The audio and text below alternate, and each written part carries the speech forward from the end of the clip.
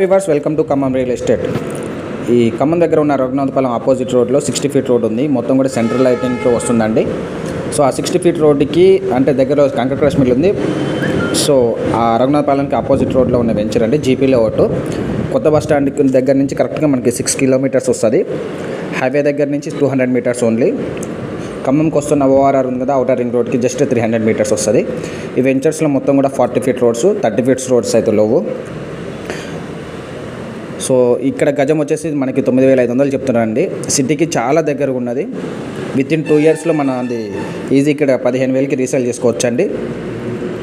So ఈ వెంచర్లో ఒకసారి చూడాలి అనుకుంటే ఒకసారి నాకు కాల్ చేయండి పైన ఉన్న నెంబర్స్కి.